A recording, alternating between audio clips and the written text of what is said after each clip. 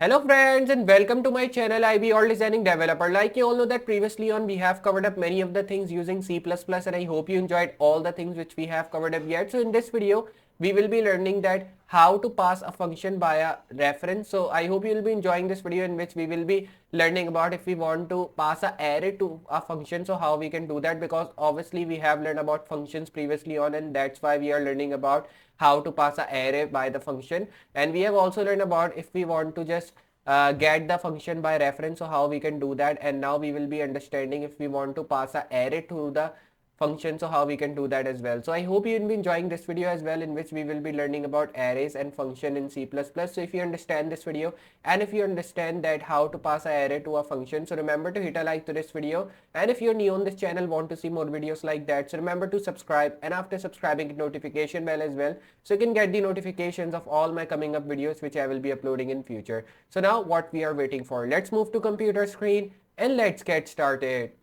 So now here we are on the computer screen, and like I've told you in the start that today in this video we will be learning about like if you want to pass a array to a function, so how you can do that, because in previous video we have learned that if you want to pass a reference through function, so how you can do that. And now we will be understanding if you want to pass a array to a function, so how you can do that as well.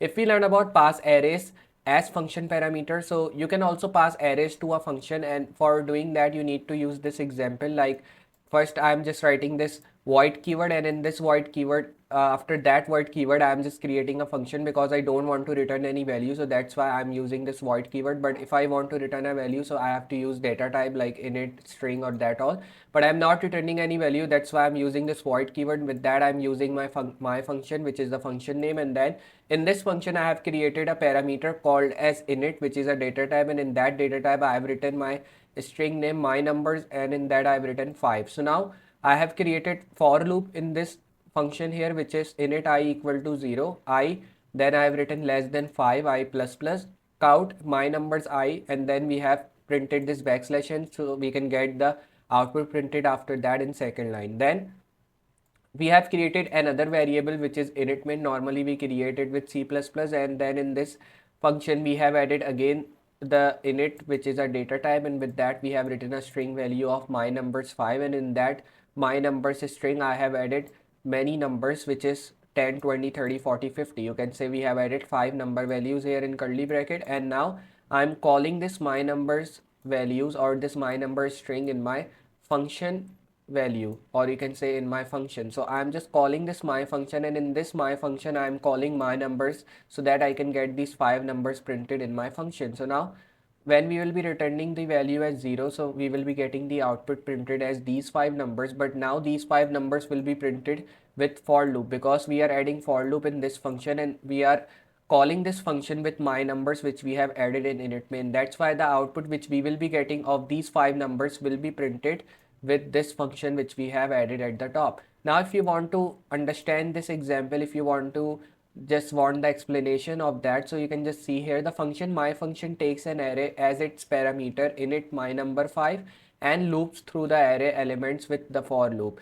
When the function is called inside main, we pass along the my numbers array which outputs the array elements. Note that when you call the function, you only need to use the name of the array when passing it as an argument my function my numbers. However, the full declaration of the array is needed in the function parameter init my numbers 5. So simply it is saying us that when you are using my function value here at the top to create a function, so it takes an array in its parameter, and when it takes an array in its parameter, so the value which we are adding init my number 5, it will be looping through array element which we are adding with for loop. Like we are adding for loop in this my function, so this value will be looping through array elements, and when the function is called inside, like when we are calling this function inside this main function, so we pass along my number array as well which we have created here.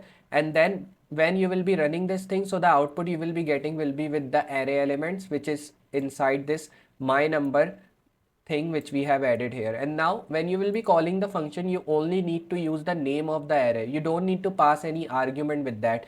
Like the argument which you will be passing will be as my function my numbers which we are getting here, so that the full declaration of the array will be needed inside the function parameter, and this init my number 5 will be printed automatically with these function and these for loops which we are adding at the top. So that's the thing, and that's the explanation of this example, and I hope you understand how we are getting that. Now simply what I'm going to do is I'll be just copying this example here, which is the example of pass array as function parameters, and then I will be just pasting this example in my Replit IDE to check when we are just using this example practically, so what output we are getting in our Replit or any IDE which we are using. So now I will be opening my Replit IDE again here, and then I will be just moving on to my file which is function pass by reference, and I will be just changing the name because now we are using pass array by function. So I will be writing pass array by functions, or you can just say pass array as a function as well. You can write here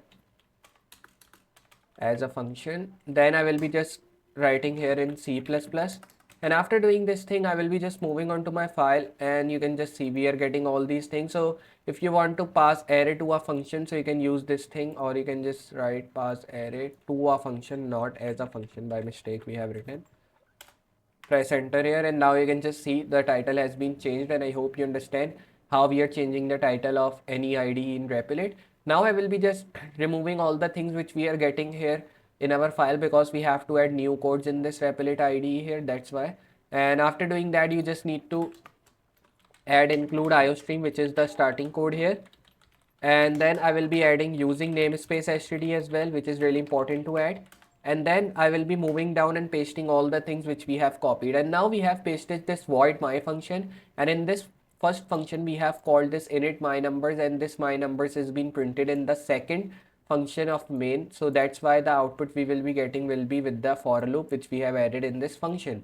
So now what I'm going to do is I'll be just running it here by pressing this run REPL, and if I run, so you can just see now we are getting these 5 numbers looping through a for loop, and we are getting it printed here in the output. So I hope you understand how we are getting these things printed in the output, because we are using these my numbers with this function. So that's why these functions are looping through for loop, and we are getting the output here successfully running.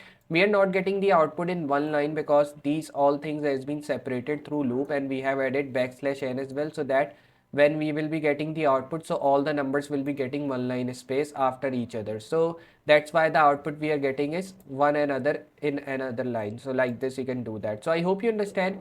If you want to use that, how to, like if you want to pass a array to a function, so how you can do that, like we are using an array here, and then we are passing this array through a loop, and the loop we are adding it in function. So that's why we will be calling, we are passing a array to a function. So that's the thing, and you can use this different things here to pass array to a function. This is one example which you can use, but there are many other example as well which you can use to pass array to a function. Like you can create a simple program of calculator, and you can just pass the calculator values through a function, so that when these values will be just passing through the array, so you will be getting different output printed in your terminal, like I am getting here, because I am using this simple example and we are just starting some advanced level things. So that's why I don't want to just make you confused about these things, and I don't want to just make some difficult examples. So that's why I'm using simple example to just make you understand. If you want to just pass a array to a function, so how you can do that, like we have pass reference as well through function, then we have also pass a string through functions. So like that you can also pass array to a function, and you can also pass an element to a function as well. Make sure about that, but we will be learning about that thing in other videos, because right now we have to understand, which is really important to understand, if you want to pass array to a function, so how you can do that, because this is a really you can say important thing here, because we need to understand about functions and array from start, because when we are creating any program in C++, so most of the arrays and functions have been used there or are being used there. Like you have seen many of the programs printed or built in C++ that I have been using functions and arrays inside that. Most probably functions have been used in every program which you see made it in C++. So that's why I'm just making you understand about functions. Like my main focus is to make sure that what function is to you. And I am also learning many things about function because I am also not perfect in functions. These are really important things which I am telling you, because if a beginner want to start with functions in C++, so they need to understand that how we can pass array through a function, what is function parameters, what is default parameters, all things which comes in function, we need to understand that all.